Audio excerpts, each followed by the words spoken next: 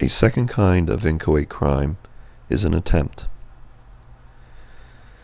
There are basic elements common elements to attempts, and those common elements are intent and an act. The intent must be specific. It must be, you must have the intent to commit the offense that you are attempting. So you must be acting to commit that offense.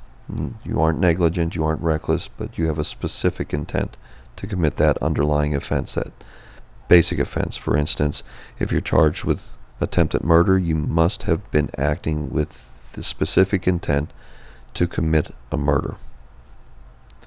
Something stopped you from actually committing that murder. That's why it's an attempt rather than a murder. So it may have been something stopping you, or you may have just been a bad aim and missed the person. Maybe you just badly wounded them, they didn't die. But again, the harm that was part of murder didn't actually occur, but you had the intent to commit it. The second part is some kind of criminal act. So the criminal act must be something in furtherance of the crime, meaning something that's going to make it more likely that that crime is going to happen. The law typically distinguishes between perpetration and preparation. Mere preparation, buying a gun, for instance, or buying bullets if you're planning to kill someone, would not be a sufficient act in furtherance of the crime. You need perpetration instead, something that's closer to the harm. We're going to see in the next slide that there are various tests to determine when a criminal attempt has occurred. So the courts and lawmakers have been struggling about where exactly to draw the line between preparation and perpetration.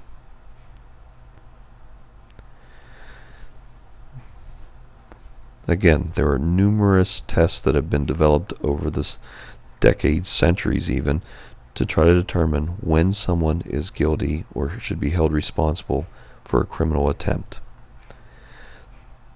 The test that is most forgiving for the defendant or for the actor is the last step test. This one requires that the government wait until everything has been done except the causing of the harm. So the actor has done everything in their control to bring about this crime. So again, this is the one that protects the criminal defendant the most, that makes it hardest to convict someone for a criminal attempt. And so if we were talking about a murder, in order to be guilty of criminal attempt under the last step, if you were planning to shoot someone, you would have had to point the gun at them, pull the trigger, fire the gun, and then you would be guilty for a criminal attempt. If you had stopped short of any of those things, then you would have not completed the last step, which was firing the gun. If you don't kill that person, it may be because your aim was off and you missed them, or they survived the wound, whatever it might be. But you had done everything in your power to cause that murder. A second test loosens up the standard somewhat and asks whether you were close enough, actually physically close enough to the potential victim to actually immediately do the crime if you had so chosen.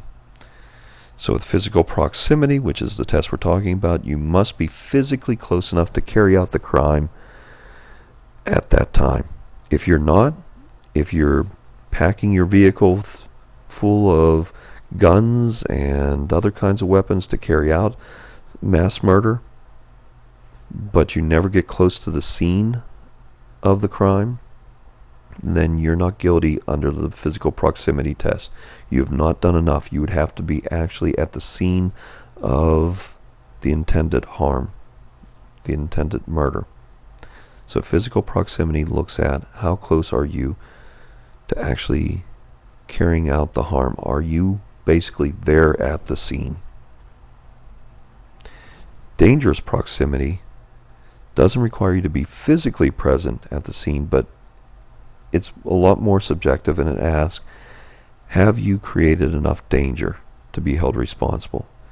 So it's not your physical presence, but have you put together all the pieces of the bomb, even if you haven't taken it to the scene?